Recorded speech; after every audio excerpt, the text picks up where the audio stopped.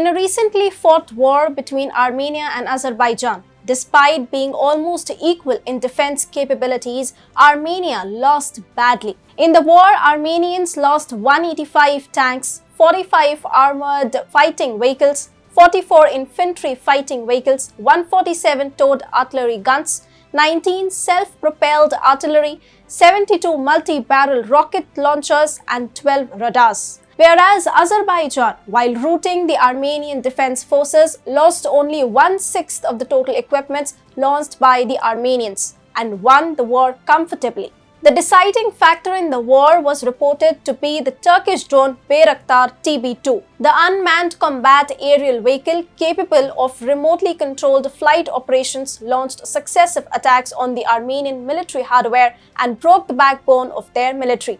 The drone attack by Azerbaijanis on Armenian installations was so comfortable that the attack was called the target practice of the military. Hi and welcome to TFI English, the national socio-political analysis arm of the TFI Media Group. I'm your host Tejasvi Malhotra, and if you haven't subscribed to the TFI English channel yet, please hit the subscribe button and press the bell icon to receive all the latest updates. Coming back to the story in this video, I'm here to tell you about the capabilities of India's newly tested stealth unmanned bomber, Ghatak. The success of unmanned combat vehicles in successive wars has forced India to aggressively push for indigenous development of state-of-the-art unmanned aerial vehicles for reconnaissance, attack, and logistical support to its defense personnel. Moving ahead with the development of unmanned combat air vehicles, DRDO on July 1, 2022 carried out a successful maiden flight of the Autonomous Flying Wing Technology Demonstrator. DRDO in its press statement said, operating in a fully autonomous mode, the aircraft exhibited a perfect flight including takeoff, waypoint navigation, and a smooth touchdown.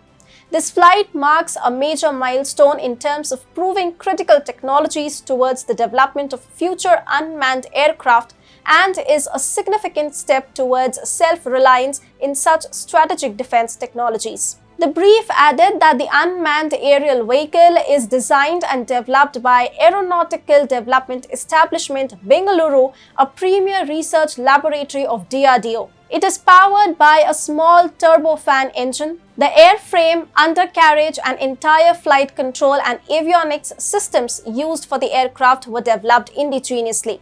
Defense Minister Rajnath Singh, congratulating DRDO, said that it is a major achievement towards autonomous aircrafts and will pave the way for Atmanirbhar Bharat in terms of critical military systems. Secretary, Department of Defense R&D and Chairman of DRDO, Dr. G. Satish Reddy, appreciated the efforts of the teams associated with the design, development, and testing of the system.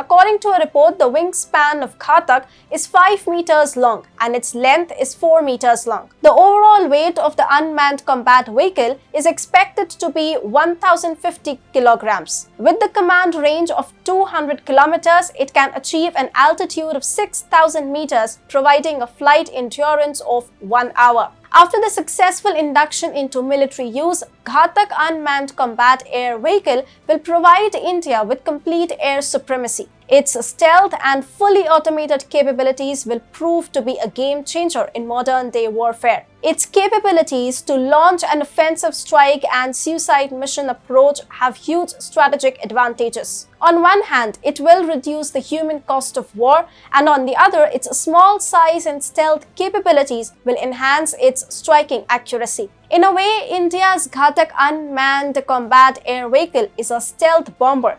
It has the capabilities to launch multiple silent strikes at distantly located enemy locations with zero human cost. After the complete realization of the technology, Balakot-like airstrikes can be a new norm for the Indian Air Forces. The growth of automation and robotics has not only brought changes in the normal life of civilians, but has also revolutionized warfare. Traditional wars, which used to have huge human costs, are now shifting to a process in which more than human, the mechanical cost will be at stake.